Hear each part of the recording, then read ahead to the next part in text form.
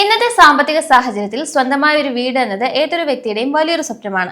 എന്നാൽ പലിശ നിരക്കിലെ അപ്രതീക്ഷിത വർധനവും മന്ദഗതിയിലുള്ള ശമ്പള വളർച്ചയും അടിയന്തര വൈദ്യസഹായ ആവശ്യങ്ങളും വർദ്ധിച്ചു വരുന്ന കുടുംബ ബാധ്യതകളും കാരണം ഇന്ന് നമുക്ക് വളരെ സൗകര്യപ്രദമെന്ന് തോന്നുന്ന ഒരു EMI നാളെ നമ്മുടെ ജീവിതത്തിലെ ഏറ്റവും വലിയ സാമ്പത്തിക ഭാരമായിട്ട് മാറാൻ സാധ്യതയുണ്ട്.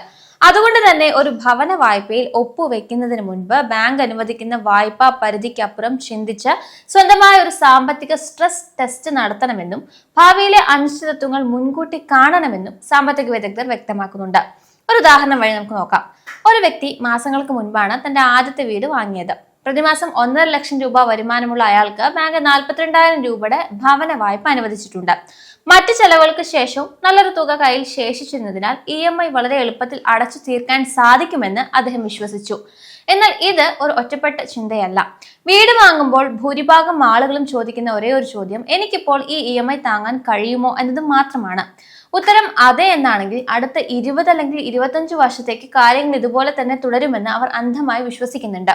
എന്നാൽ വലിയൊരു തെറ്റ് സംഭവിക്കുന്നത് ഇവിടെയാണ്. ഭവന വായ്പ എന്നത് 1-2 വർഷത്തെ തീരുമാനമല്ല. അത് നിങ്ങളുടെ ജീവിതത്തിലെ വിവിധ ഘട്ടങ്ങളിലൂടെ കടന്നു പോകുന്ന ദീർഘകാല ബാധ്യതയാണ്. ജോലികൾ മാറാം, ശമ്പള വളർച്ച കുറയാം, പലിശ നിരക്കുകൾ ഉയരാം, കുടുംബ ബാധ്യതകൾ വർദ്ധിക്കാം. അതുകൊണ്ട് യഥാർത്ഥ ചോദ്യം ഇന്ന് എനിക്ക് ഈ EMI അടയ്ക്കാൻ സാധിക്കുമോ എന്നുള്ളതല്ല, മറിച്ച് 5 അല്ലെങ്കിൽ 10 വർഷത്തിന് ശേഷം അല്ലെങ്കിൽ 20 വർഷത്തിന് ശേഷവും ഈ EMI അടച്ചു പോകാൻ എനിക്ക് സാധിക്കുമോ എന്നതാണ്. വീട് വാങ്ങുന്നതിന് മുൻപ് ഭൂരിഭാഗം ആളുകളും ലളിതമായിട്ടുള്ള ഒരു കണക്കുകൂട്ടൽ നടത്തും. അതായത് തങ്ങൾ എത്ര സമ്പാദിക്കുന്നു, അതിൽ എത്ര തുക EMI കൊണ്ടുപോകുന്നു എന്ന് മാത്രമാണ് ഇവിടെ. എന്നാൽ 20 അല്ലെങ്കിൽ 30 വർഷത്തെ ദീർഘകാല ലോൺ കാലയളവിൽ വിവാഹം, കുട്ടികളുടെ വിദ്യാഭ്യാസം, പ്രായമായ മാതാപിതാക്കളുടെ പരിചരണം, വീടിന്റെ അറ്റകുറ്റപ്പണികൾ എന്നിവ വരുമാനത്തിന്റെ വലിയൊരു പങ്ക് കവർന്നെടുക്കും. കൂടാതെ ഭവന വായ്പയിൽ EMI മാത്രമല്ല ഉൾപ്പെടുന്നത്. Society maintenance, property tax, insurance, stamp duty, registration, legal fees, interior, ഫർണിച്ചറുകൾ തുടങ്ങി മറ്റ് നിരവധി ചെലവുകൾ നിങ്ങളുടെ കയ്യിൽ നിന്ന് തന്നെ പോകേണ്ടതുണ്ട്. ഇന്ത്യയിലെ ഭൂരിഭാഗം ഭവന വായ്പകളും ഫ്ലോട്ടിംഗ് പലിശ റേറ്റിലാണ് നൽകുന്നത്. പലിശ നിരക്ക് ഉയരുമ്പോൾ തങ്ങളുടെ EMI തുകയോ വായ്പാ കാലാവധിയോ വർദ്ധിക്കാൻ സാധ്യതയുണ്ട്.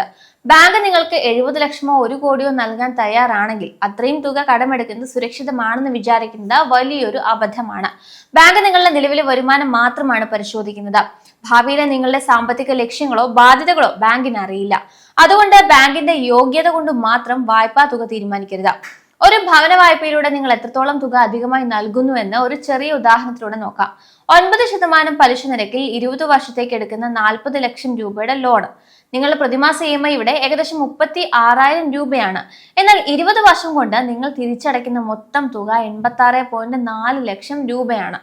അതായത് അസൽ തുകയുടെ 115% വരുന്ന 46 ലക്ഷം രൂപ പലിശയായി മാത്രം നിങ്ങൾ നൽകുന്നു. അതിനാൽ ലോൺ എടുക്കുന്നതിന് മുൻപ് സ്വയം ചില ചോദ്യങ്ങൾ ചോദിക്കാം. ഹോം ലോൺ പലിശ 1.5% മുതൽ 2% വരെ ഉയർന്നാൽ അത് താങ്ങാൻ കഴിയുമോ? ഏതാനും മാസത്തേക്ക് ജോലി നഷ്ടപ്പെടുകയോ ശമ്പള വർധനവ് ലഭിക്കാതിരിക്കുകയോ ചെയ്താൽ കൃത്യസമയത്ത് EMI അടയ്ക്കാൻ സാധിക്കുമോ?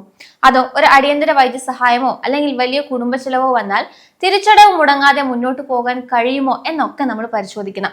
ഇവയിൽ ഏതെങ്കിലും ഒരു ചോദ്യത്തിനുള്ള ഉത്തരം ഇല്ല എന്നാണെങ്കിൽ നിങ്ങൾ സുരക്ഷിതമായി കൈകാര്യം ചെയ്യാവുന്നതിനേക്കാൾ വലിയ തുകയാണ് ലോൺ എടുക്കാൻ ഉദ്ദേശിക്കുന്നതെന്ന് മനസ്സിലാക്കാം. ഇത്തരം പ്രശ്നങ്ങൾ ഒഴിവാക്കാനും സാമ്പത്തിക ഭദ്രത ഉറപ്പാക്കാനും ചില മുൻകരുതലുകൾ എടുക്കാവുന്നതാണ്. നിങ്ങളുടെ എല്ലാ വായ്പകളുടെയും ആകെ EMI പ്രതിമാസ വരുമാനത്തിന്റെ 40 മുതൽ 50% വരെ മാത്രമേ ആകാൻ പാടുള്ളൂ. EMI ഉൾപ്പെടെയുള്ള അത്യാവശ്യ ചെലവുകൾക്കായി 6 മുതൽ 9 മാസം വരെയുള്ള തുക എമർജൻസി ഫണ്ടായി കരുതുന്നത് വളരെ നല്ലതാണ്. കൂടാതെ കുട്ടികളുടെ വിദ്യാഭ്യാസം, റിട്ടയർമെന്റ് എന്നിവയിലേക്കുള്ള നിക്ഷേപങ്ങൾ മാറ്റിവെച്ച ശേഷം ബാക്കി വരുന്ന തുകയിൽ ഒതുങ്ങുന്ന EMI മാത്രം തിരഞ്ഞെടുക്കുക. ഉയർന്ന ഡൗൺ പേയ്മെന്റ് നൽകി ചെറിയ വായ്പയും അല്പം ചെറിയ വീടും തിരഞ്ഞെടുക്കുന്നതാണ് സാമ്പത്തികമായി എപ്പോഴും ബുദ്ധിപരമായ തീരുമാനം. വീട് വാങ്ങുന്നത് ഒരു വസ്തു വാങ്ങൽ മാത്രമല്ല, 20 മുതൽ 30 വർഷത്തെ ദീർഘകാല ബാധ്യത കൂടിയായതിനാൽ കൃത്യമായ പ്ലാനിങ്ങോടെ മുന്നോട്ട് പോയാൽ ഭവന വായ്പ ഒരു ഭാരമാകാതെ ഭാവിയിലെ മികച്ചൊരു സാമ്പത്തിക ഭദ്രതയായി മാറ്റിയെടുക്കാം.